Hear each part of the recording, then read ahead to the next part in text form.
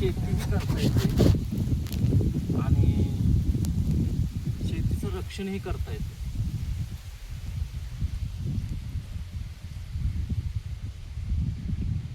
जीवन हे अनित्य आहे. या जगातली कुठलीच गोष्ट नित्य नाही. सगळ्याच गोष्टी आपल्यासारख्या होतील, आपल्या म्हणण्याप्रमाणे झाल्या पाहिजेत किंवा हे सगळं कायमस्वरूपी माझ्या हातात राहिलं पाहिजे, हे शक्य नाही. यदा यदा ही धर्मस्य ग्लानिर्भवति भारत, ज्या ज्या वेळेला या भारतावर कोणतंही संकट येतं त्या त्यावेळेला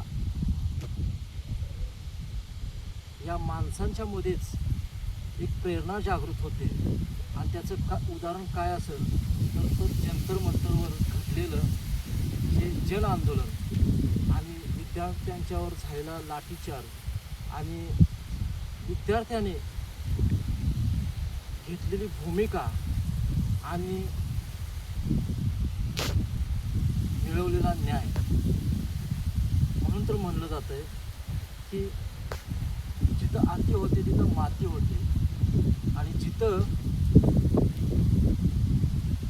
न्याय मिळवायसाठी सारी जनता एक होते आणि तो मिळून जातो. असं कोणी समजायचं नाही की हे कायमस्वरूपी चाललं, आपलं नाही चालणार असं आणि नाही चालत असं.